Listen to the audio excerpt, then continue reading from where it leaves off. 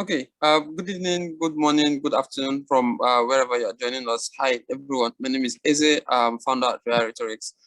Thank you very much for signing up to this year's edition of the ACC, the Adjudicator Certification course. As we shared with you during the in the email, bulletin that went out, this is our gift package to the rest of the circuit. Particularly because there has been a growing need for the debate circuit to not just rely on adjudication training to happen only during tournament briefings, DAPs, or also primarily left to unions as well, as many unions do not really put in a lot of resources into ensuring quality of adjudication.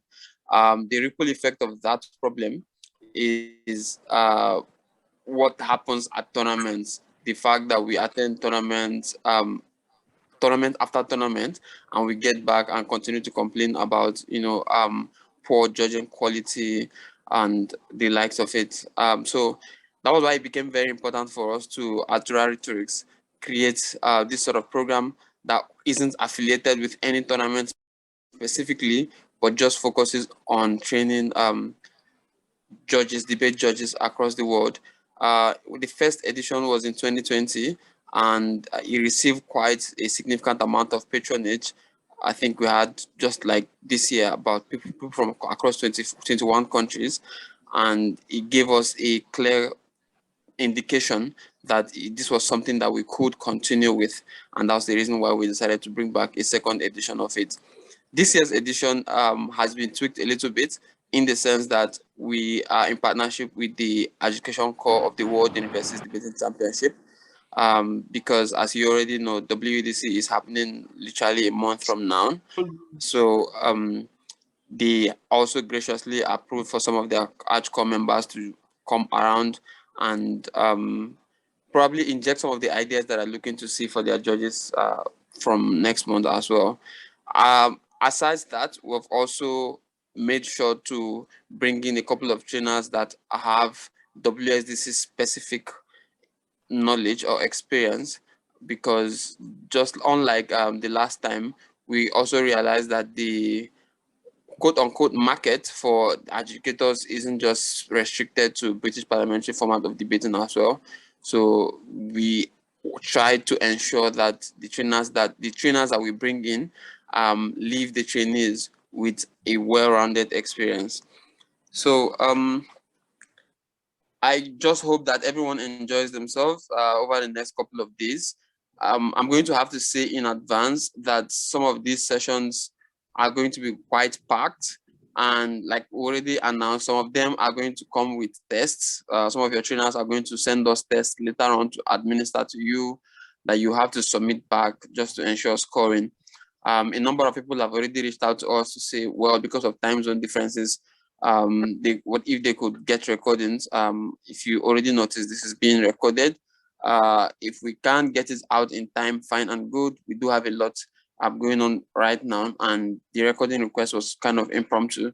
So we'll try to make sure that we record all the sessions and put them out on our YouTube channel.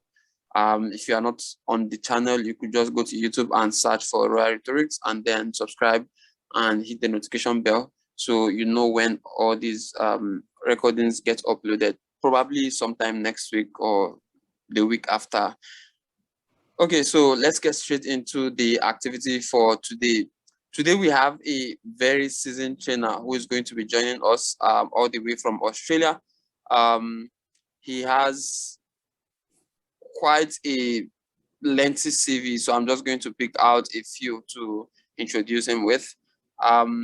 He has been an AdCore member for the London School of Economics Ivy 2021. He was the chief educator for Symbiosis Law School Parliamentary Debate 2021. He was the 11th foreman Lahore Debate Open 2021 CA in Pakistan. He is also the CA for, or was also the CA for IIM Indoor Intervarsity 2022. He also served as a CA for our own Rhetorics Anniversary Cup 2022. That was in January. And he was also AdCore member for USCIV in the United States. And at least I think he probably almost always rubs it in our faces right now that he was the champion of Josie Rumble 2021 and also an Oxford Ivy 2021 ESL semi-finalist. Also ESL Best Speaker and Open 6 Best Speaker at Melbourne Mini 2020. That's in his backyard in Australia. And he's also was the third best judge at the Southern African National Universities Debating Championships and best adjudicator at Pan-African Universities Debating Championships 2021. I would like to crave your indulgence to welcome the one and only, simply known as Coach Mace, to take us through today's session.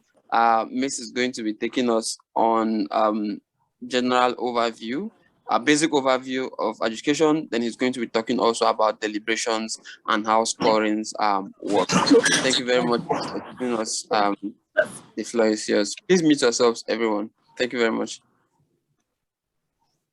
Okay, great. Thanks, Eze. Yeah, I'll ask everyone to mute themselves. My name is Mace. Full name is Mason, but I prefer just call me Mace. Yeah, I think we'll have some fun time. So we will look at the overview, like general overview of adjudication, and then deliberations and scorings. I'll try to be as fast as I can, at the same time being as simple as I can. Okay, yeah, on the basic overview of adjudication, I would like to be very clear here that adjudication is more of like an interpretive, or like, I can say like where you are interpreting something as opposed to you just being a passive judge. So it requires judges to have like a sense of urgency. But beyond that though, we need to understand that adjudication also comes like in a holistic and comprehensive exercise. So what this means then is like, as a judge, we are not only acting as an interpreter, but also you are acting as an observer, and you need to evaluate the arguments that come within the debate itself. This is like just basic and like in general, that as a judge, in most instances, you need to be adjudicative. And like, just to be very clear here, like in most instances, when we say you need to be adjudicative, people just like assume like, yeah, like that's the role of a judge in general. But the difference here is, I think like the notion that exists when it comes to adjudication, people just like say, as a judge, you are an average intelligent voter. Therefore, you just like need to narrate the debate. That's not the case. When you narrate the debate, you then fail to become like adjudicative, because when you're adjudicative, it means you like put yourself in a situation where you are able to engage with the debate and you're able to weigh up some argument that exists. This is where BP debating differs from Australs or differs from WSDC or Canadian Party or Asian Party, because BP debating requires a judge to be adjudicative, and because you need to weigh a lot of like argument that come within the debate, so you don't really have to just like narrate everything that the teams are already providing in the debate. That's the first that you need to know about BP debating.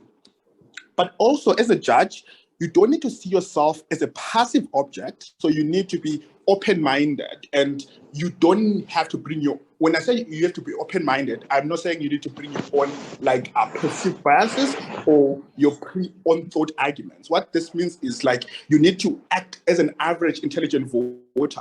This is an individual, particularly in BP debating, you don't take every content as like, let's say, tabula rasa. It means we are open to things like persuasion, we are open to things like reasoning, we are open to things like diverse views, because it's very important that when I say you are an average intelligent voter, it means you have like some basic level of knowledge, because I think this is where most judges like fail to understand the concept of what it means to be an average intelligent voter, because in most instances, like they assume you go to a debate without any knowledge, it means you go to a debate with like some level of knowledge. So this means you know the basic stuff like on like whatever is happening around the world. So you know that, like, let's say Biden is the president of America, you know like the conflict between like Ukraine and Russia. Those kind of basic things you know because we are an average intelligent individual. What you don't know when you're going to a debate is about, like, let's say the complexities that comes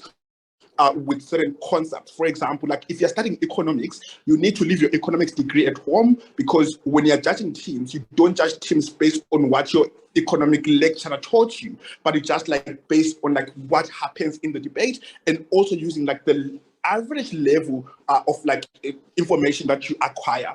But at the same time, though, even if you have that level of information, it means we are also able to be persuaded. You're also able to be convinced by a certain level of reasoning and the diverse views that exist in the debate. Which one then is the best way to guide to interpreting ideas? So the best way to do this is to follow what I call like the rigorous rule of interpreting debates. So these are three.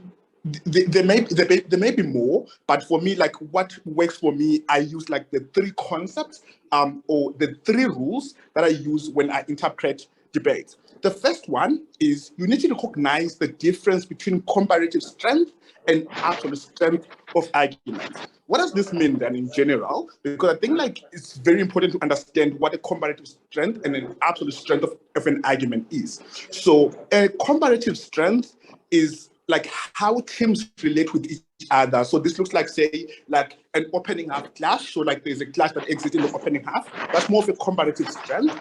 And absolute strength is the strength of the speeches itself without like them relating with each other. So this looks like, let's say, your perfect PM speech in terms of like the material that opening government is trying to push, or your perfect LO speech without like really engaging teams engaging with each other. So what then do you do as a judge? So as a judge, you should be able to identify the flaw of the teams throughout the debate. That is to say, you are able to recognize the responses that, like, let's say, opening opposition is providing to opening government. But this shouldn't just be interpreted like in a way that say, okay, this is like the comparative strength. You need to interpret the debate as a holistic or in a holistic approach. So you are weighing the speech, or you're weighing like the teams, not only based on their comparative strength, but also based on their absolute strength. So it means we have to identify like all the kind of things. So an example here is like, let's say opening opposition like has a huge strong chunk of material, like they have like an amazing speech, but their speech is not really engaging with opening government. Like they have like a good, like, let's say the motion like this house will ban like alcohol, for example. Yeah. They have like a good speech on defending why alcohol shouldn't be banned, but all the kind of material that they're trying to push from opening opposition is not really engaging with the material that opening government is trying to push. What then this means is opening opposition like has got an absolute strength in terms of the speeches, but their comparative strength is weaker at that point. So as a judge, you need to then weigh up between the two teams. So you identify the clashes and like between both teams, and then you are pushing like which team wins a certain clash. So even if the opening opposition is like an absolute strength in terms of like the way in which like they structure their speech, if they don't do enough to push opening government out, regardless of how good the speech is, they may lose on certain clashes at that point. However, though, like this shouldn't like penalize them completely to say like, yeah, because they know the debate, then like they have lower scores. This should then be indicated like when it comes to like the speaker scores, because like the quality of the speech in and of itself is something that as well that can like indicate like how much you give like the speakers at the end. So we'll touch this more when we talk about like scoring. Yeah. And also as a judge, it is your duty to at least try to evaluate like the clash of the teams before you reach your decision, because sometimes we are too quick to reach a decision and say, look, opening opposition was not engaged with opening government, therefore they lose. sometimes we're too quick to reach that decision. You need to evaluate the debate, because you may have, like, let's say, an opening government that is like strong case, like there's a strong build up, but the DPM does leaky in terms of like the comparative strength. While this open opposition is like a huge, massive comparative strength, but with like weaker absolute strength. So even if you are weighing up those, you need to be very, very careful before you reach your decision, because you need to identify the competing clashes and the competing arguments in that debate, and then you can reach your decision after that. This is normally useful, especially like if all the 4 teams are terrible in the debate. Like, if I think, like, in strong rooms, it's easier, because obviously in strong rooms, teams are highly comparative, and like teams like have like absolute strength when it comes like to their main speeches. But obviously, it's not always the case that you're judging like those kind of strong rooms. In vast majority of instances, you may find yourself in a room where all the 4 teams really are terrible. That this looks like, let's say, all the teams try to push their material, like there's less weighing between the teams. So it is your job as a judge to be able to interpret the debate, and you are very able to like reach a decision based on how you've interpreted the debate from opening government throughout to closing opposition. The second principle here, or like the rule that helps you to judge the debates, is like reaching the rankings, because this is very important, and I think this is where the vast majority of this session is going to be touching on like how we reach the rankings. Because like in general, I've seen like most judges, they tend to be so fast to reach your ranking, and like without really like evaluating the whole debate as a whole. So I'll just like touch base more on this, on like why they do that, and like why that is a bad strategy to use as a judge. The first thing that we need to ask ourselves is like, why do judges differ when it comes to adjudication? That this looks like, let's say you are in a 3-person panel, and then one has OG first, one is OG third, one is OG fourth. Why do we have those kind of rankings in most instances? So the first reason is like, we tend to judge debates based on role fulfillment only. So this looks like you judging the debate based on what you perceive a perfect PM speech to look like. So I call this in most instances tick judging, because according to you, you are like, okay, a perfect PM speech is a speech that like has, firstly, you need to define the topic, you need to provide some context, you need to provide like maybe like a model, something like that. This is how you judge the debate. Like most people, or how you perceive your perfect whip speech to look like, to say there's some forms of like evaluative and so forth and so forth. In most instances, then you tend to realize that when you judge the debate based on role fulfillment only, strong judges will tend to have a different call with you. Why is this the case? It is because you need to avoid judging the debate based on tick judging. What you need to do is you need to judge the debate considering like the sum of the 6 pairing comparisons. So for you to reach a decision in a debate, you need to evaluate all the 4 teams. And when you're evaluating all the 4 teams, you have 6 possible comparisons in the debate. So this looks like, say, opening government versus opening opposition, opening government versus closing opposition, opening government versus closing government. It is very important for you to evaluate the debate that way, because you are able then to identify reasons why opening government ranks above the other 3 teams.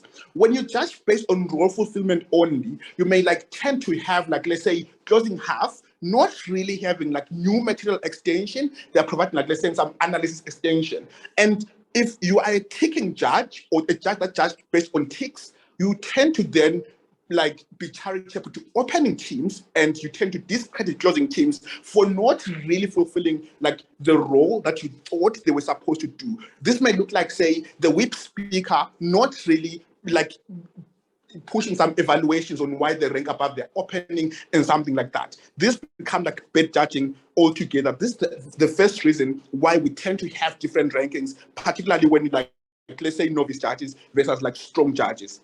The second reason why we tend to have different rankings is we tend to take things that are being stated by teams for granted. So you may assume that this is not important, and then you don't note it down.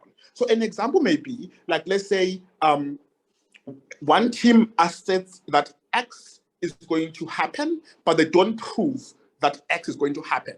And then one judge then buys that argument that X has been is going to happen because it has been stated by another team, right? So even if it is not like fully analyzed, because one judge is already like bought that argument. If you didn't write it down and because you took it for granted, then you during deliberations you are unlikely going to be like engaging when it comes to like that argument itself, because you don't have it on your notes, and like because like it's 8 speeches, I really don't think you will remember fully what the teams are trying to prove if you don't write it down. So it is very important that we need that like you don't take every like some arguments that the teams try to push for granted, even if you don't think like they're extremely important. Just try to like be charitable to the teams and try to like, if it's like not really proven, you just like write it down and say, okay,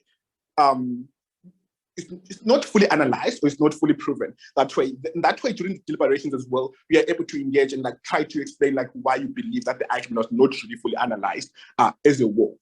The second thing then, under the same idea of like why we take things for granted, it's because sometimes we tend to apply different symmetric levels of like, let's say, evidence acceptance of arguments across different teams. So like, let's say, for example, one judge may consider an argument A to be sufficient level of explanation of that argument, while the other judge will want you to do A and B for the argument to be fully analyzed. So this may look like things like impacting, and all of us are experienced with BP debating. I think like we have seen people where like we just like, let's say, opening government runs an argument A, closing gov comes and says, we don't think like that argument was fully impacted. The impact of this is something like this, blah, blah, blah. So this happens in most instances when judges are trying to weigh arguments, because like one judge will believe that A is enough for the argument to be fully proven. The other judge will like, no, it's not enough for just like say A, you need to say A and B and why that happens that way. So that's the other thing, that's the other reason why we have like different rankings. So how then do we underpin this? So the main reason why it is important to understand like why we should take every argument important is because you then understand the impacting of the arguments and like how the teams should have like a certain level of analysis. So this may look like you being able to like notice where the argument ends. For example, like I actually like making this example, right? Like let's say a team tries to argue like we are going to go to Dubai, for example, like let's say from Canada to Dubai, for example, yeah? So like that's the argument that they're trying to push. And then they explain and say, for us to go to Dubai from Canada, we're going to use like, let's say, A and something like that, which again, it is fair. It is not like, I think some judges would assume that is enough, but another judge would be like, okay, sure. I think like it is much important for them to explain to us the type of airline and so forth and so forth. All those kind of things become like really unnecessary. So as judges, we shouldn't like give teams an overburden to just like explain other unnecessary things. So we should have like a clear matrix of what impacting of an argument looks like and where do we draw the line? Because obviously teams are still going to like if you give them an open room, or if you give them a blank check, they can continue impacting the arguments further. So where do we stop and say this is where we draw the line when it comes to the impacting of arguments? So this is where I say you need to be able to have like a reasonable a level to say this is where we stop because like the arguments have been weighted equally at that point. Yeah. The third reason why we have different rankings is like the underappreciation or the overappreciation of what we call an average reasonable voter. So what does this mean? I think like usually speaking though, this might look like say you tend not to reward teams because you assume that they didn't say certain things, which in some instances really, like as an average intelligent person, you should know. An example is like, let's say opening government is trying to push an argument, and like part of the analysis that you're trying to portray is just like talking about, like say, they don't mention that Biden is the president of America and something like that, yeah? And then closing mentions it, something like that. But like the argument from, if you view it on a huge spectrum, you just like notice like what they were trying to prove. Some judges tend to say, they didn't tell me that Biden's the president of America, therefore I can't reward them. Like, that's an appreciation of what an average intelligent voter looks like. Because as an average intelligent person, you know basic stuff. So those are things that you should know, really. I'm not saying you should like reward teams for like really not saying things that you know, but I'm just saying like there are some things that really don't have to be said for the teams to be rewarded certain arguments. So this is where we talk about like being adjudicative in debate. Because for you to be adjudicative, it means you need to be able to engage with the debate. And like, sure, I think like most people be like, yeah, but if I'm now being adjudicative, like, and like being engaging in the debate, it means then I'm now like putting my own perceived views. That's not the case. Being adjudicative, that doesn't mean you're putting your own perceived biases. It means you have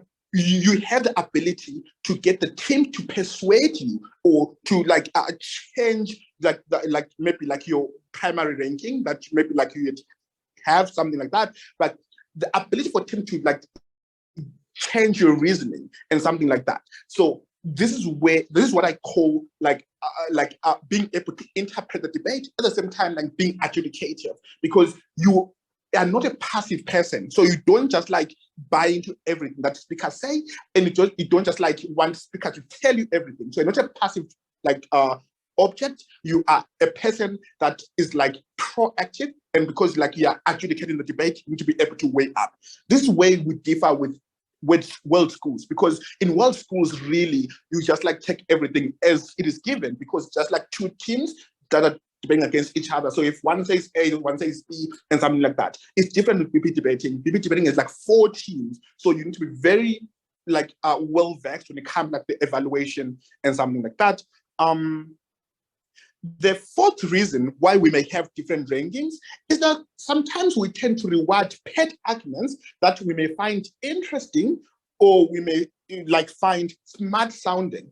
In vast majority of instances, as a judge, you need to be able to reward arguments, not because they interest you or not because you find them interesting, but you need to look at the weighing of the arguments in the debate and the kind of impact that they contribute to the debate. So no matter how much someone would like sound to be like the most intelligent person in the room, if they don't do much really to like engage and be as comparative with other teams, I don't really see how they win like a certain clash, because we don't judge debates based on the number of arguments. We judge the debates based on competing arguments and competing clashes. So it is very important that we don't just like reward arguments because like, yeah, sure, they're so smart, or like they have an interesting argument, therefore I should like reward them. We should judge debates based on like, if that is smart sounding, how is it like relating with other teams on a comparative basis? Like, are they really like winning that kind of a clash? Then you can reward them. So those are the 4 reasons why we tend to have different rankings. Then how then do we reach like to like a fair kind of ranking in debates? So this is where we use the 6-pair rule, and the 6-pair rule was founded by Brian Wong. Most of you guys know Brian, one of the amazing debaters and judges. So the 6-pair rule in debating, particularly in BP debating, is mostly trying to say we don't judge debates just because we have 4 teams, then we're identifying which team is the best, but we use like 6 different comparisons to identify which team wins the debate. So for example, like after the debate, you don't just like say OG is the best team, therefore OG should win. You need to be able to say OG is the best because OG beats opening opposition on this kind of a clash. OG beats closing opposition on this clash. OG beats closing government on this clash. At that point then, when you're able to pinpoint where opening government wins above all the three teams, then you can say opening government wins. You don't just say opening government wins because you believe opening government is closing opposition and closing opposition is closing government and closing government is opening opposition, therefore opening government wins. I'm still unsure though, like why do you believe just because closing up is closing gov and closing gov is opening up and then all of a sudden opening government wins? So you need to be very, very careful because that's really important when it comes to reaching your ranking. So how then do we do this? I'm going to explain based on the pairings that we have. So the first pairing that we have, I call them the opposite comparisons. Opposite comparisons may look like, let's say, opening half or closing half. So in other terms, they're halves. So this is where we say a comparative between opening government and opening opposition. So as a judge, when you're judging like the opposite comparison, that is to say, OG or clash or CGC or clash, you need to judge the debate like in the lens of clashes. So this is where you can just like, let's say, if we are used to judging like two teams debate, like this may look like Canadian Pali, Asian Pali, WSDC, Australs, Easters, all those kind of debating styles. So if you're used to judging them, so you can judge opening half or closing half using that kind of lens because you are identifying the competing clashes in the debate and you are trying to see how the teams in that half contributed to that clash and who is winning a particular clash. So as a judge, it is your role to identify which clashes are more pushed and are most prioritized by the teams.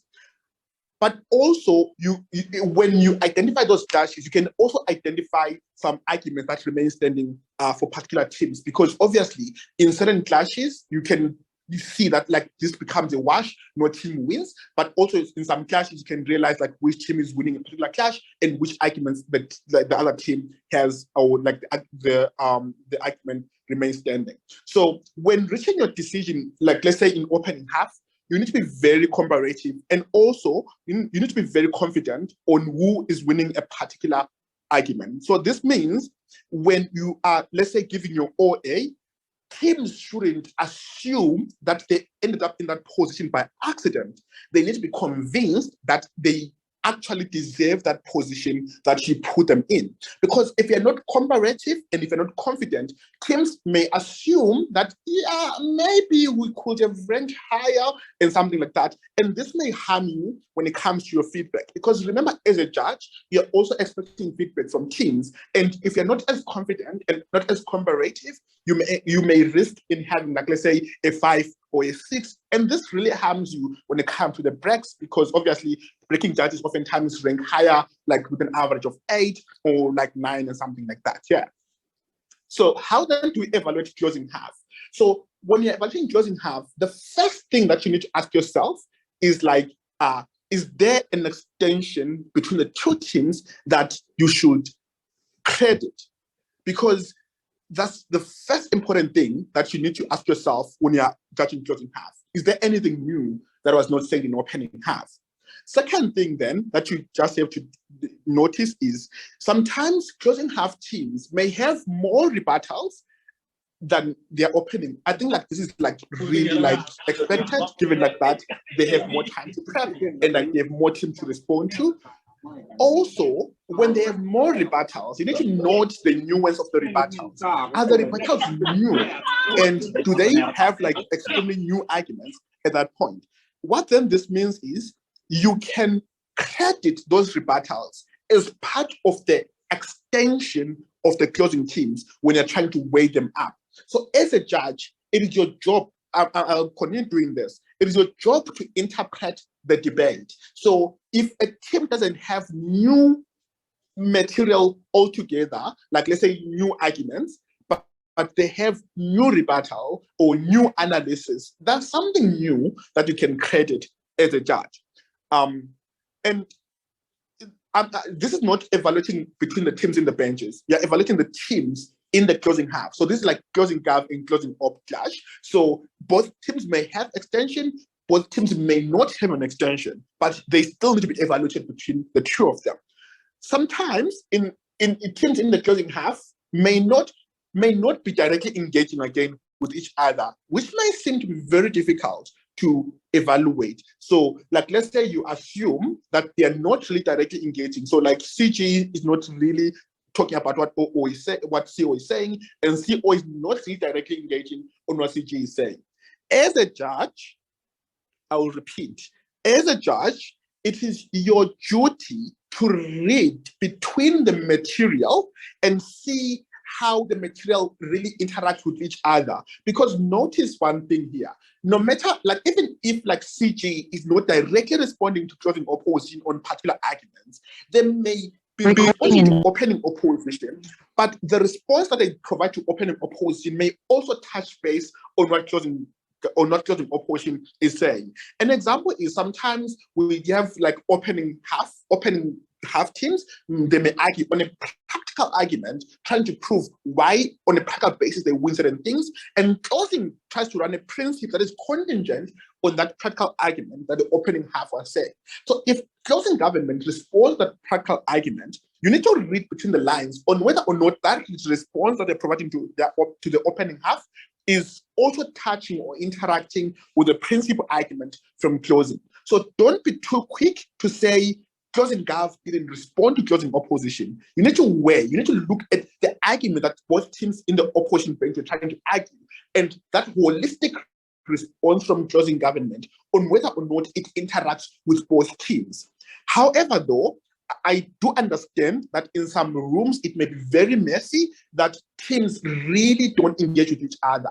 And as a judge, if you have tried to apply your due diligence and tried to really note like whether or not the arguments really interact with each other, this is where we go back to our first statement of absolute speeches. So, like, because we talked about like the comparative strength and the absolute strength. So you then prioritize absolute strength in instances where both teams are not comparative, because the debate is extremely messy in the closing half, for example. Then you can identify the absolute strength of the speeches on who like has like more winning ideas between the two teams. Then that's when and only when you prioritize that absolute strength, because debate is touched on a comparative and comprehensive approach. So we use the absolute strength as the last resort if like the debate is messy, because as a judge, it's your job to break the deadlock in messy debates. So you need to be very able as well that once you're breaking that deadlock,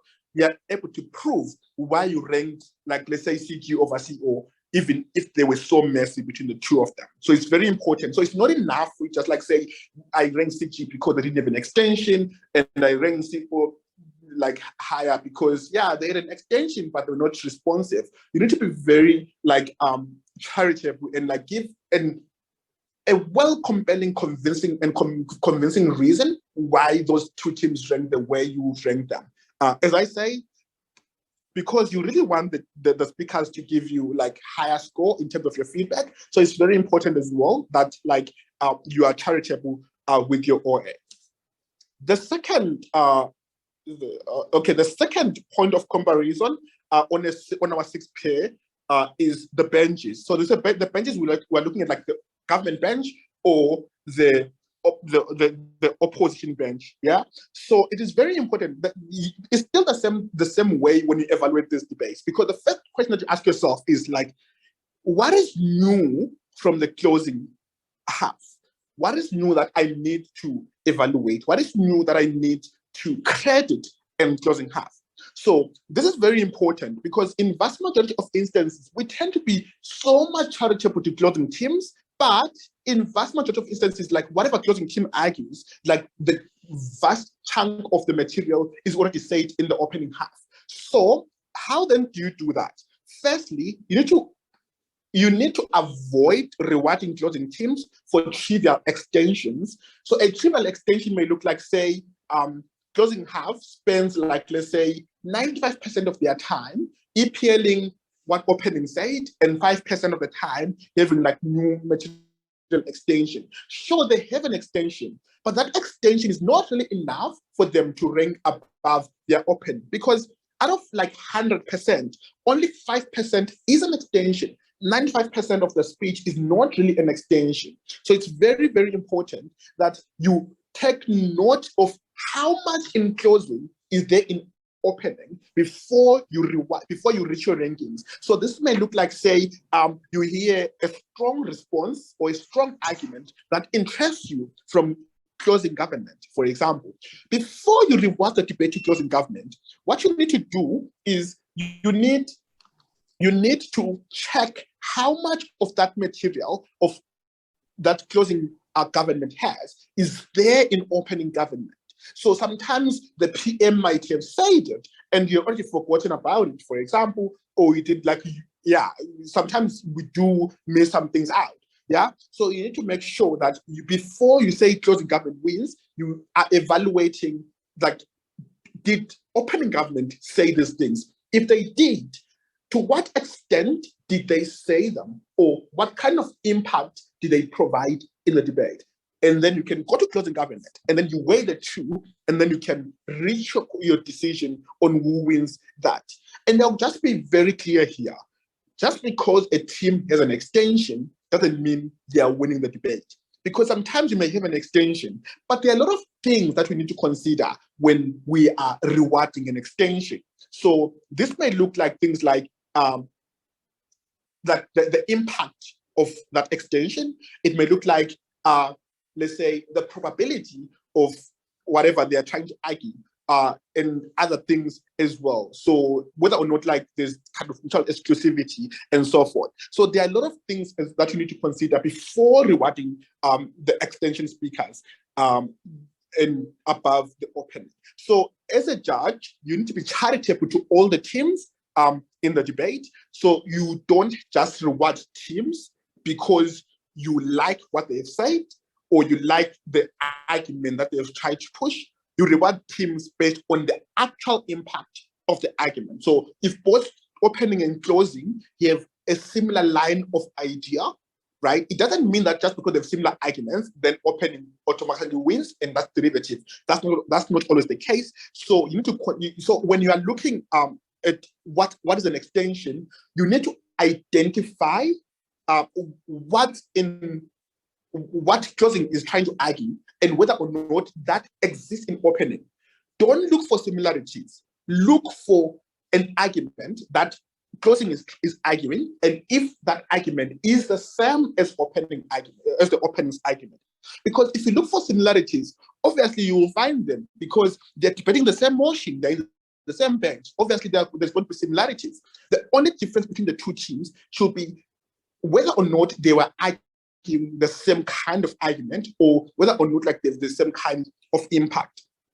I'll be very clear here. Sometimes teams may have the same argument, but they have different mechanisms on how they get to the end point of the argument. It is very, very important as a judge to take note of that, because opening may have, like, let's say, a longer route or a more harmful way to reach the kind of actual outcome that they are trying to push. If closing tries to provide a mechanism that is shorter, safer, and easy, then as a judge, you just have to evaluate on which of the two convinces you at that point. This as well is the same thing, like if opening raised like a clear mechanism, no matter how our closing tries to twist it and say they didn't mechanize and something like that, blah, blah, blah. As a judge, it is your job as well to interpret the debate. The last thing on benches, I'll be very clear here because I've seen teams losing for this, which again, I don't know why they lose. Whip speakers don't really have an obligation to say this is how we rank above our opening. However, they can say it. But even if they don't say it, as a judge, if you can see that from the analysis they are providing, like, for example, they've given new kind of mechanisms on how they differ from their opening. As a judge, it is your job to find that link. It is your job to interpret that debate. It is your job to see where the two teams differ. They don't really have to tell you everything. So this is where strong judges and weak judges differ, because strong judges can easily identify a winning extension even if they have like similar arguments. So you don't discredit speakers just because they didn't really specify whether or not like or how they are different from their opening. If you can see it as a judge, credit teams like because they are like obviously they are different. However, though, if it's a deadlock, like an extreme deadlock, really, where both opening and closing, like you can't really separate them. Like you reach a point where, like, look, I can't separate the two teams. I don't see where they differ. This is where you can just like say, I think closing could have like maybe tried to provide an evaluation on how they differ. That's the only time where you can just like consider like those kind of petty things. But in vast majority of instances, really, it is clear where closing explains how they differ from their opening. If that is much more convincing to you, then you can reward them. If it's not convincing, don't reward them because it's not convincing at all. The last part of evaluation is diagonal. So on diagonals, this is where we talk about like closing gap versus opening up, and opening gap versus closing up. So on diagonals, we judge them in the same lens on how we judge the halves. So the same way you judge OG, OO, is the same way you may judge OG, CO. The only difference here is opening government doesn't directly respond to closing opposition, but you are still able to identify the competing arguments between the two teams. You are still able to identify the competing clashes between the two teams. And this is where POIs become important from opening to closing, yeah? Because then, if like, let's say the two teams are powerful and then you need to separate them, then POIs may help in terms of like engagement and so forth and so forth. So I'm gonna be very clear here. One, when you're evaluating diagonals, if like teams are so close to each other to a point that you can't separate them, then you can use the POI like as part of the arguments themselves, because that's the only time OG can like try to check out closing up, and that's the only time where OG and closing up can have like an interaction. The same thing like OO and CG. This does not mean that a team that doesn't take POIs automatically loses. But what it means is if it's a close decision where you can't separate the teams, it's a deadlock and you don't know which one wins between like the teams in the diagonal, you may be charitable to a team in the opening because one, they spoke first, two, they didn't get a chance to get their POI to be accepted by closing. And this can only work if they asked their POI and closing rejected the POI and they are in a deadlock. So what you do then is you assume that opening had asked a damaging POI to closing, and closing failed to respond to that POI.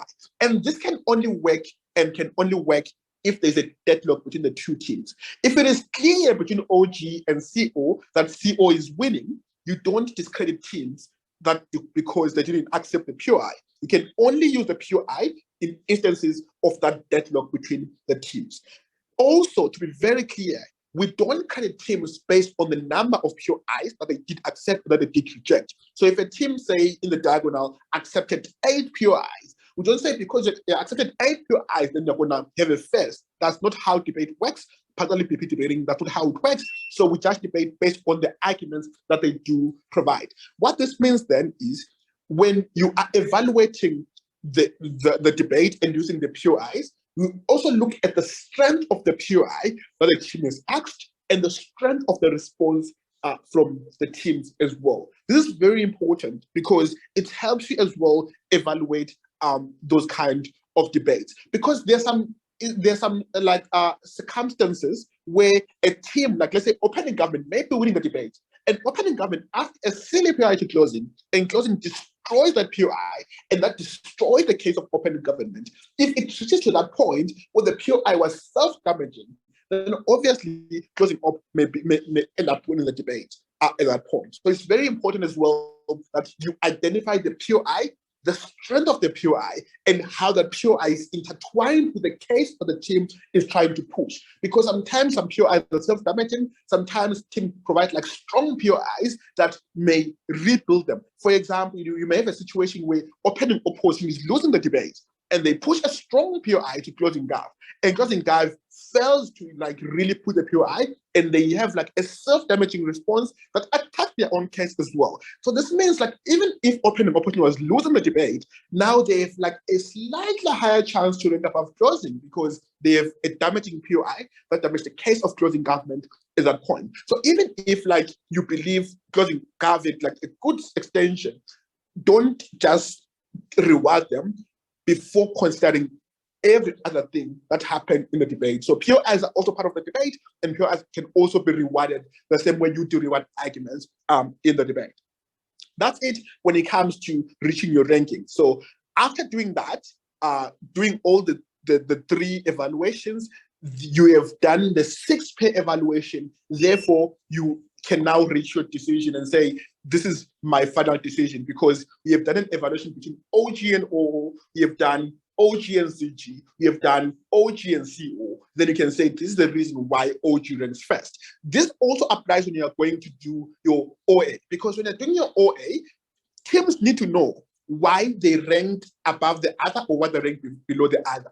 It is not enough for you to say, I ranked CG first because CG had a good extension. I ranked OO first because they like strong responses to OG. I ranked OG third because OG like had like some massive or like better ways of characterization. And I ranked CO fourth because CO was not responsive and they didn't have an extension. Sure, that may be a fair way to just like say you want to do it fast, like your OA, but teams in most instances are not going to be convinced with your OA. So you risk yourself getting like a 4 or a 5 in terms of like your feedback. And obviously, if you get a 4 or a 5, you're not going to chair and you're not going to break. So if you really want to break and you really want to chair rooms, you need to be able to give teams reasons why OG has managed to beat OO, and OG has managed to beat CO, and OG has managed to beat a CG at that point. Because sure, it may be true that CG had a massive extension and the CG like is OG. But just because of that, it doesn't really mean CG beats every other team in the room.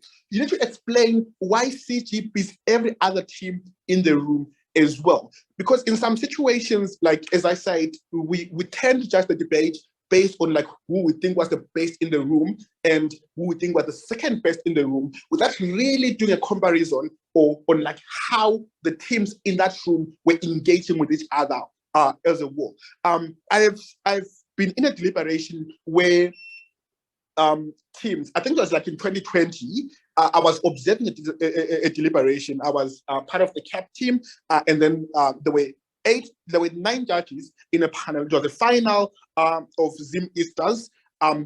Judges had like different rankings, but they had the one ranking that they had together was giving a team in opening opposition a third.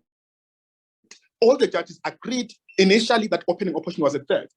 After doing a deliberation, opening opposition became first. Because now there was a way up between like, why did you rank this team above this other team?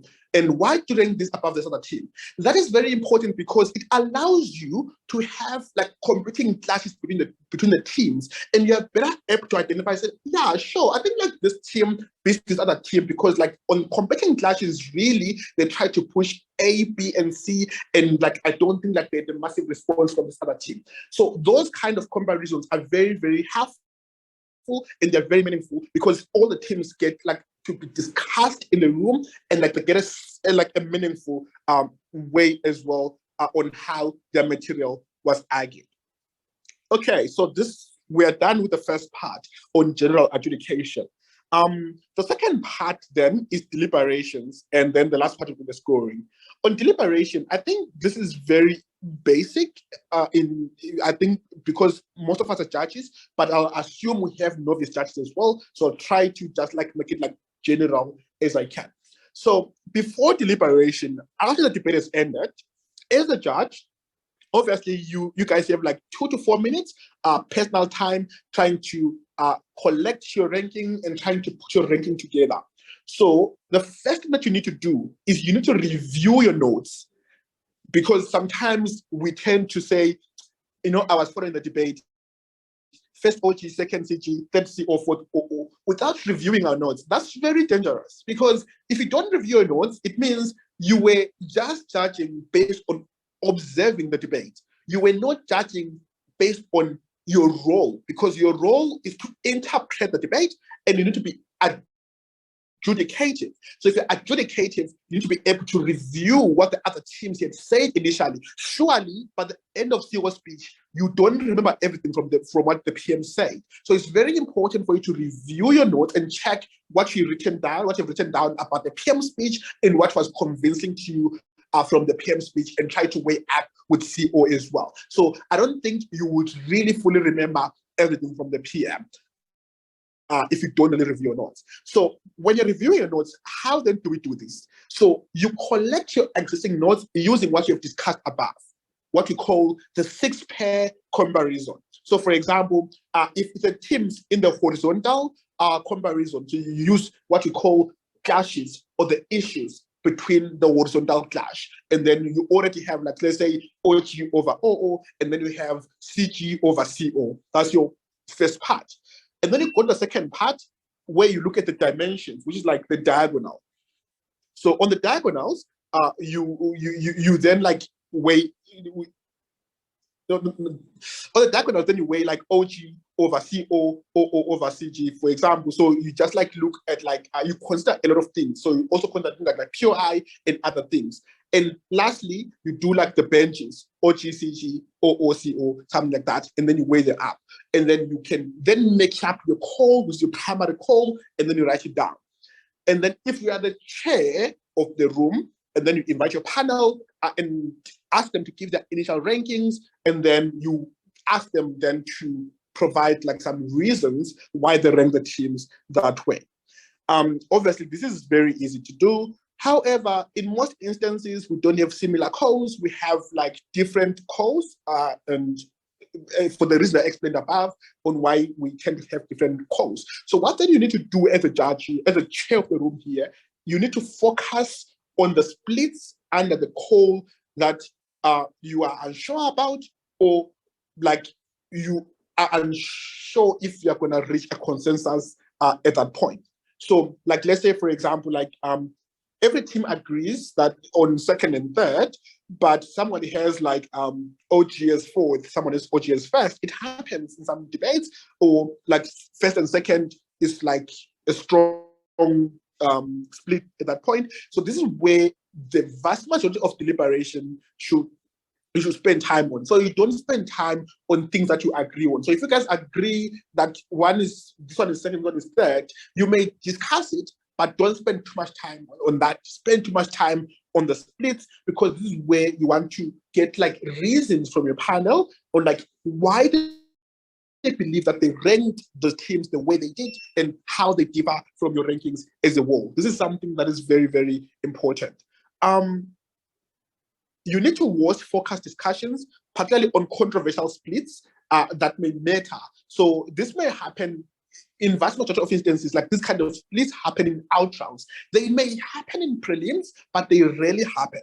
But in out rounds, you may tend to have like those kind of splits, because now you have like a panel of 5, panel of 7, and so forth and so forth. So you also have to focus on like those kind of splits that may matter in the out rounds, particularly because like this means a lot to the teams, but also because like you need to understand like the context of the clashes that were existing in the debate, or like how the teams like ended up like evaluating or end up like recognizing certain arguments or certain clashes in the debate.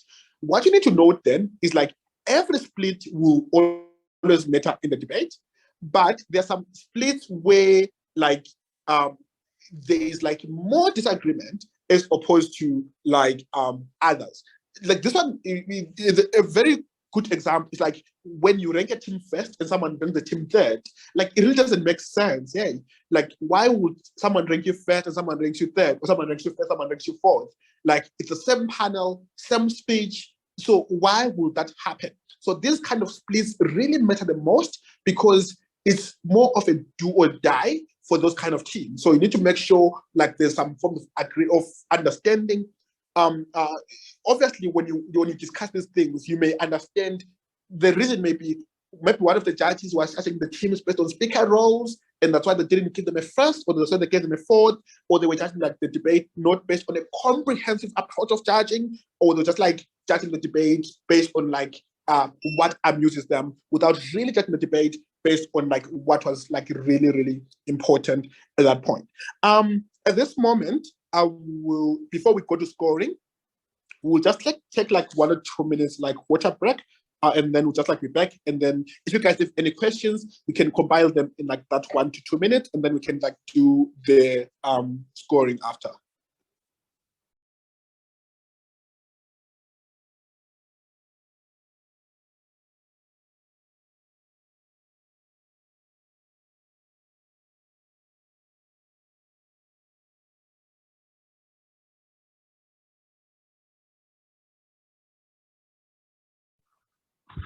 Okay, I'd like to thank Mason for the first part of that. Just while we're taking the break, a few announcements to bear in mind. I'm going to be publishing the attendance form for today. Like some of you already indicated, this is not compulsory. But if you're looking to be certified or get a certificate at the end of this project, then we need to make sure that you were here. And this is why we need to ensure that your name is on the attendance sheet, and also that you turn in the assessments that Mason and some other trainers are going to be giving to you as well.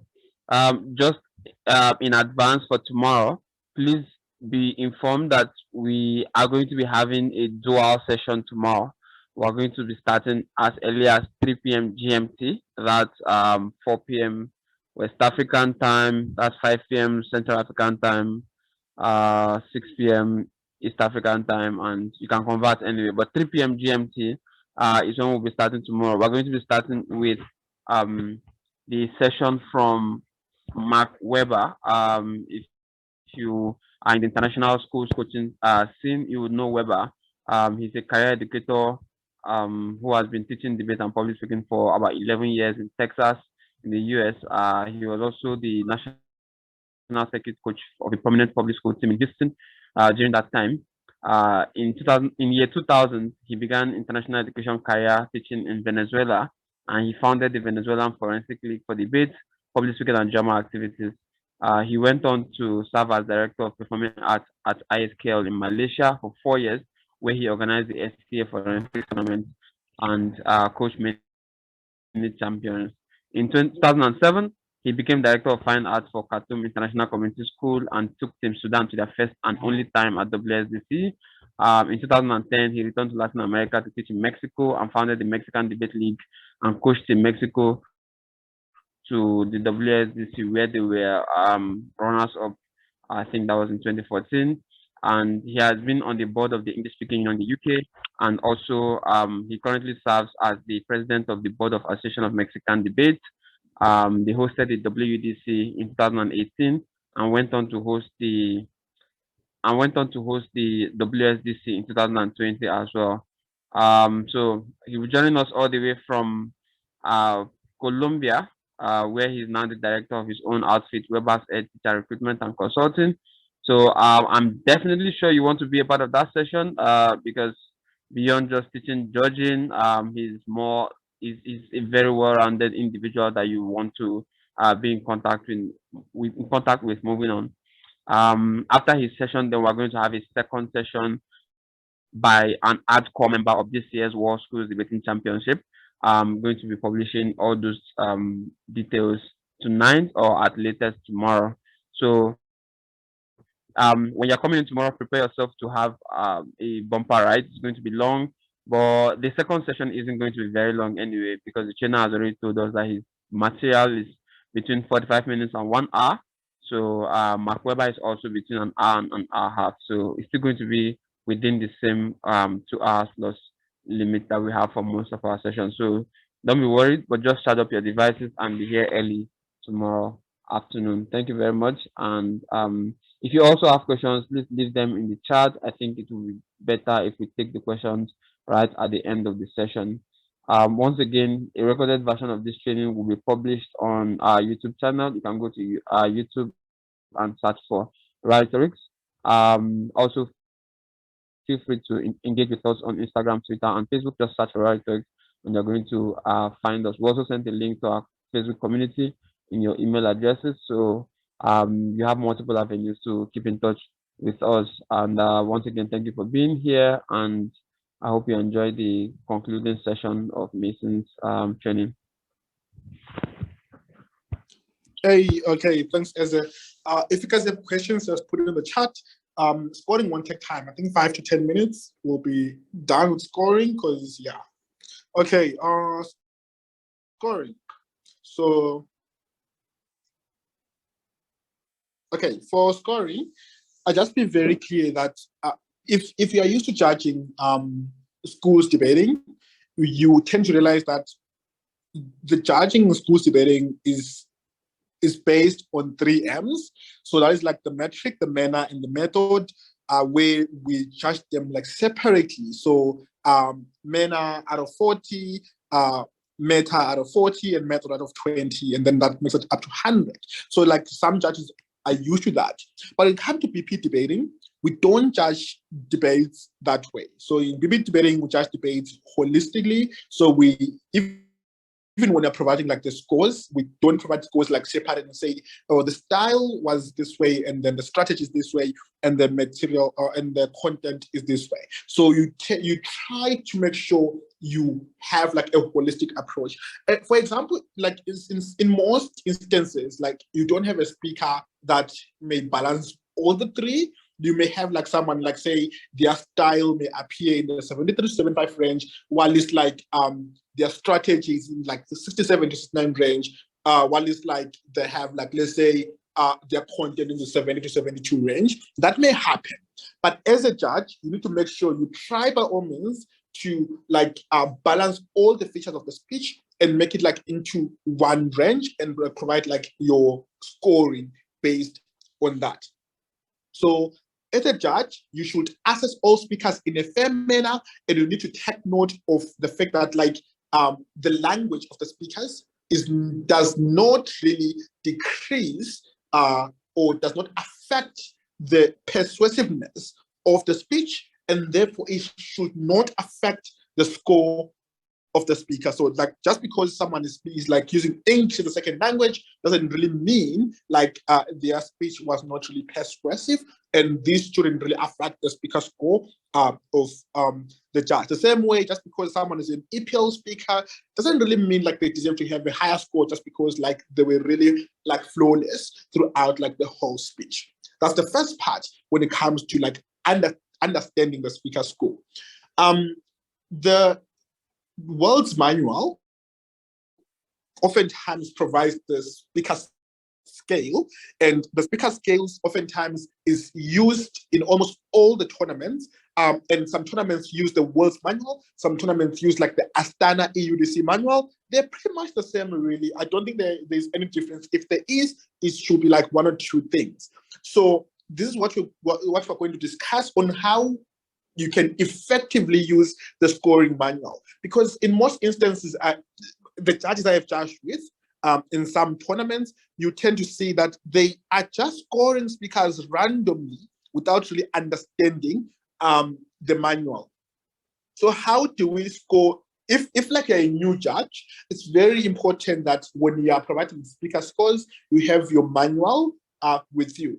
Experienced judges already know what a 76 speech looks like, but new judges still need to understand what a 76 speech looks like. This also applies to judges like, if you're used to judging like schools debating, if you're used to judging like Australs, if you're used to judging like Easters, if you're used to judging like CP or AP, you need to have the BP scale with you, because they have different scale and they have different way in which like they provide like the scoring. An example is like if you are judging like Australs, for example, a 75 in Australs maybe like a 78 in BP debating. So you tend to realize like that the judges that are used judging Australs oftentimes score lower when they score speakers in BP debating, not because they want to, but because like they have like a perceived Austral score on their mindset. So it's very important that if you're not familiar with BP debating, or if you are still a new judge in BP debating, you have like your manual with you when you're providing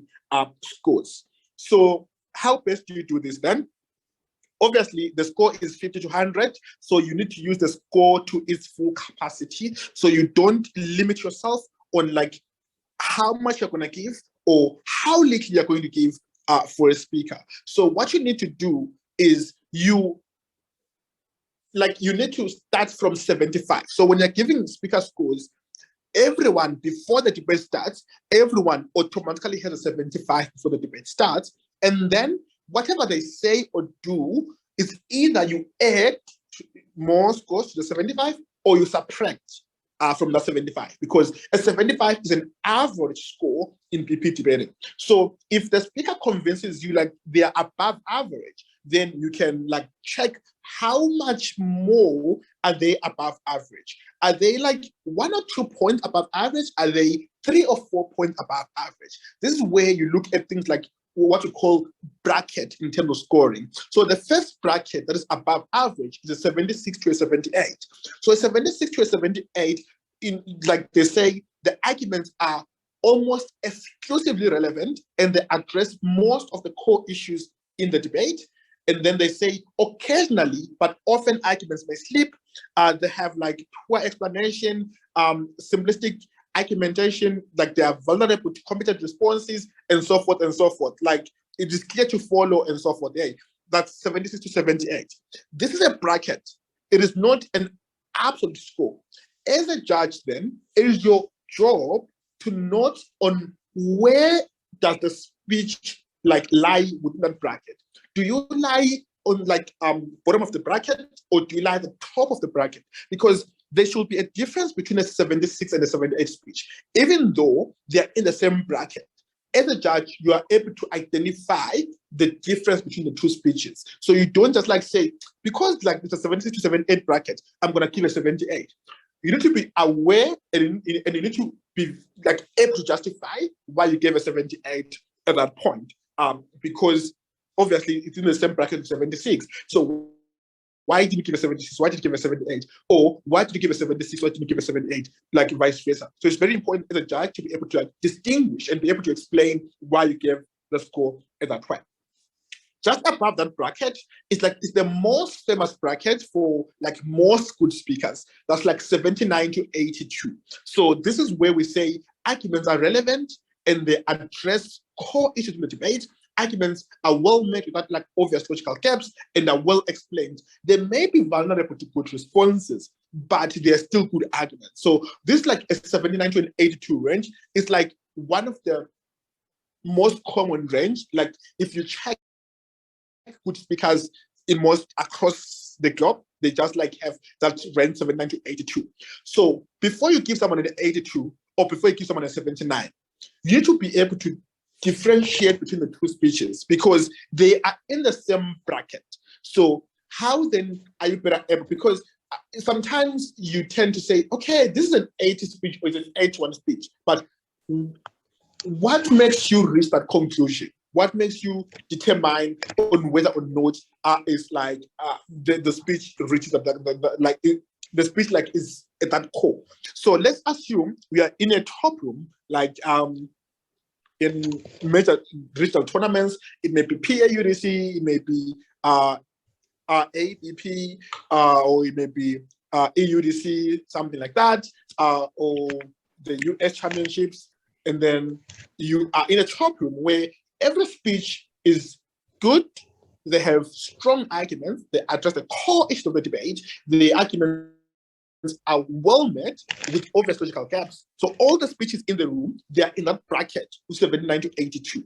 So the best way then to distinguish between the the 8 speeches in the room, and for you to reward the speaker scores is to go back to what you talked about initially about the comparative strength and the outward strength of speeches. So, like, let's say you already agree that closing government is first, for example, but both speakers may say, okay, I don't think they have the same kind of quality of speeches. I think like the member was better and the whip was a little bit below.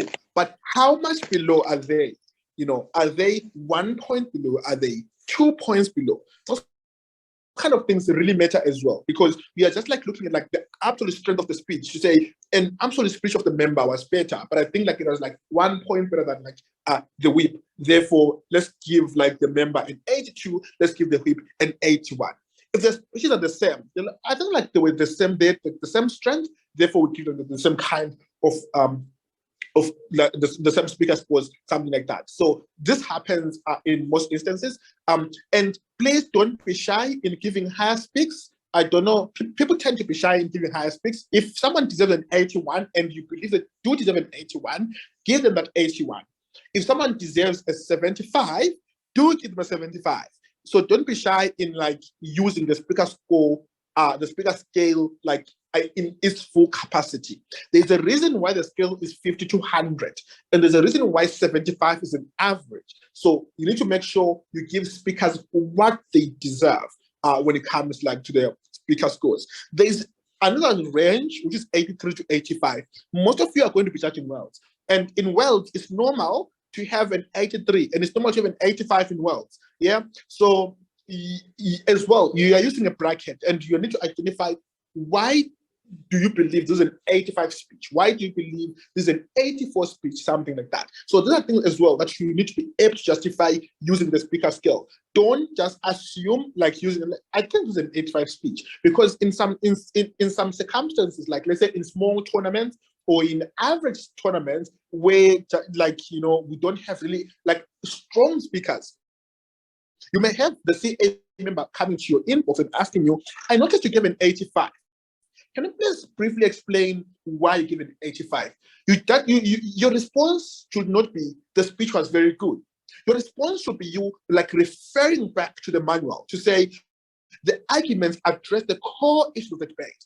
Arguments have strong explanations which demand a strong response from the other speakers in order to defeat that argument. So the speech, therefore, was so powerful. That's why they had an 85. That's very important for you to be able to respond to that question, because it's not enough for you just like say the speech was good. That's why I gave it 85. What determines a good speech? Yeah, those are kind of very important questions as well that the CA will ask you. Or they can ask you this question: what determines an 83 speech? So you need to be very able to reference back to your manual. So this is very important, particularly for new judges or for judges that are not familiar with the speaker scale. You need to be very able to reference the speaker scale. Strong judges or judges that are career judges like myself, you know, we are now familiar with the scale, so I can just like have an 82 speech in my mind and I know what an 82 speech looks like and something like that. But it's not always the case. Sometimes you need to check with the manuals because manuals get updated. For example, like we used to use the Berlin manual. The Berlin manual got outdated. There's an update. Now we use the Astana EUDC manual, which is the same as the Korea Wudig, and I'm sure it will be the same with the Belgrade Wudig. But as well, once the Belgrade like CA sends out the manual, need to check the manual they sent, and you need to check the updates in the manual, because manuals change over time and they get updated over time. So it's very important that based on the tournament that they're judging, we are looking at the manual the tournament is using, and we are using the scale that the tournament is provided that you need to use at that point. And obviously the manual explains as well what a 90 speech looks like, all kind of things. So you can read through the manual and then you can find reasons. Let's talk about like speeches below average, because I've talked more about speeches above average. It's normal to give a speaker a 71. It's really normal. Don't be ashamed and don't be afraid to give them a 71 if they deserve a 71. So the 71 range is like 70 to 72. Arguments are frequently relevant. Arguments have some explanations, but there are regular significant logical gaps, sometimes difficult to follow, so we can't fully credit. So this speeches exist in debating, and we can't run away from that truth. So if someone really is hard to follow, if someone really provides like some arguments that they really like are prone to attack in vast majority of instances, and like you can tell that like there's a logical gap, like we don't see why point A is point B and something like that. That's a range that you can really provide them. Like there's nothing that you can do. You really want to keep them higher, but you can't really keep them higher because they fit in the bracket of 70 to 72. So if someone's really, really fits in that bracket, don't be afraid to give them that speaker score. But this is a rare case. I really don't think we have like great speakers like that, but it's a rare case where you can have speakers in 70 to 72 bracket. Vast majority of speakers, like in what I've experienced in previous tournaments, most speakers range from 73 to 78, and then the higher speakers with 79 to 82 like on a small like if you use like normal distribution curve, like there's like that small portion that ranges 79 to 82, and there's a small portion that ranges like 70 to 72, but the huge chunk is 73 to 78. So again, this depends on the tournament, and it depends on like the speech itself. And I'll be very clear here that we don't give speaker scores based on which room people are. Sometimes like I have heard speakers saying this. I was in top room, but I had a 76. Like, bruh, like, so what? Yeah, just because in top room doesn't mean your speech was powerful in that round. So we judge speeches and based on the performance in that round, not based on the room that you're in that round. You may be in a top room where everyone was like massively like powerful, but your speech was very weak, like no comparative strength, no absolute strength. Why should the judge do? The judge can just like give you the bracket that you fall under. If you fall under 76, that's fair. They can give you a 76. So you don't give speeches like, oh yeah, they're in the top room, so it's a top room, let's give them like an 80, 81. That's not how we judge debates, and that's not how we score speakers. We score speakers based on the performance on that round. An example to this is like someone may be like very, very weak in like economics motions and powerful in every other motion. So in prelim 1 to 4, they had like their best strength, and they were very able to give like powerful speeches. And then when they reach round 5, they get an equals motion. They're in OG. They really know nothing about equals. They are very weak in equals motions. Because they're in top room doesn't mean they deserve an 80 if they really don't fully analyze or they really don't contribute much within the debate itself. I think I've said much when it comes to scoring. Yeah, everything else is there on the manual. I think we will end there, but I'll just check the response, the questions on the chat. The first one is like, in my experience, more as panelists, I've engaged with quite a few chairs who are not really deliberative, and as a result, become very rude, if I may use the word. And now the problem becomes that their chair don't making sense, and now your score as a panelist is affected as you are in disagreement with the chair.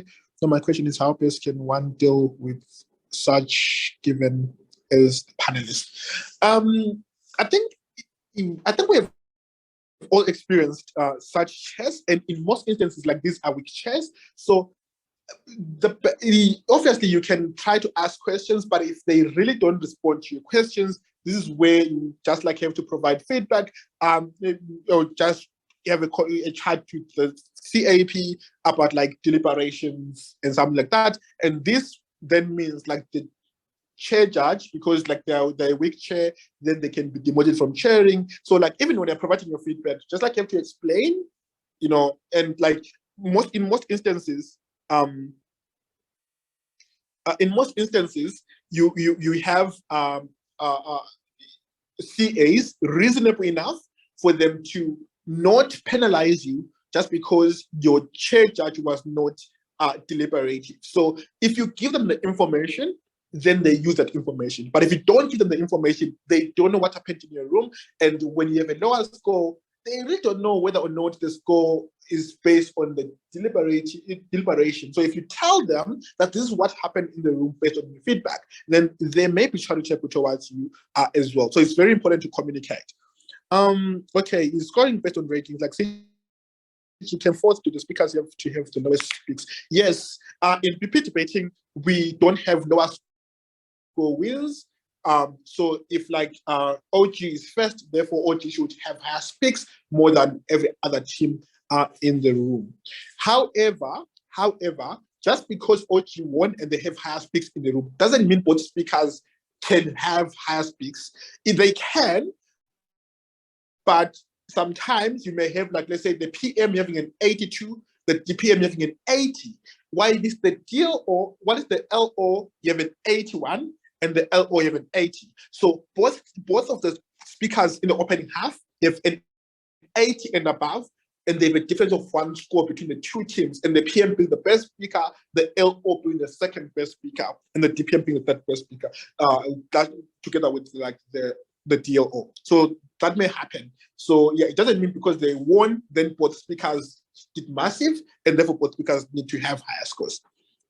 Is there any rule that makes chairs not to give their own ranking during deliberation, even if not the first to give their own rankings before other panelists? Chairs should also give their own rankings, but in most instances, we ask panelists to give their rankings first. The reason being is the CAP assumes the chair to be like the strong judge in the room, and therefore we need to hear the view of the panelists first before the chair can also provide like their own views, because like the chair is the one that will provide feedback on the panelists and provide like the scores and so forth and so forth, while if the chair when provide like the rankings to the teams, then the teams can rank the chair. So if the chair provides the rankings first, and then some panelists are very scared, and then they may copy the rankings from the chair and so forth, and they agree with everything that the chair says, therefore the chair doesn't really have much to provide feedback on. They may just like give you a 10, or they may give you a 9 because you were agreeing with everything they said, or they maybe give you a 0 because you didn't contribute that much. So the rule is panelists to provide their own rankings, but also the chair should provide their own rankings after the panelists have provided their own, and then that way they can have a meaningful discussion. Do you have a link to a recent adjudication manual? Oh yes, there is the World Manual for last year. Is there, but I believe because World is in July, so they will have the manual sent out pretty much before the end of the month, I assume, and then you can access that one as well. But if you need a manual, you can even go to the internet and just like check WUDIC manual. The 2021 manual will pop up, and then you can just like use that as well to read. If there are no further questions, I think I'll end just here. Thanks, Eze, and thanks everyone for coming.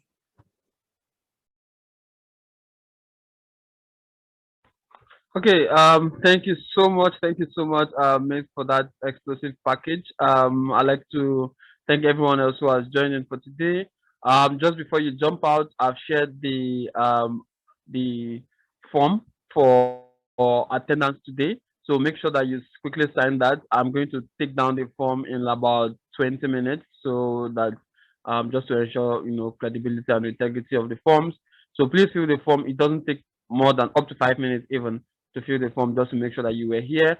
Please also avoid using abbreviations in your name or short forms of your name. Use your actual name that you want us to use on your certificates as well. So use the full names that you want to use on certificates. I think somebody was registering with VVVV. I don't know. If that's your name, then good luck with that. So once again, please make sure that you are subscribed to the channel if you like to have a recorded version of this training. Very importantly, if you check your email, we already sent you the link for the debate that will be discussed on Friday. Anita, a member of for ATS World University Championship. So please watch the video in advance so that you are able to participate in this conversation during the meeting on Friday as well. And tomorrow we're going to have 2 sessions. So please be here by 3 p.m. GMT. Convert that to your time and set your alarm so you don't miss out anything. Thank you very much. If you have further questions for Ocom, drop it on the page and we'll be sure to respond to you. Thank you for showing up, and have a good night rest or very pleasant day for different times, depending on where you are. Thank you so much. Bye.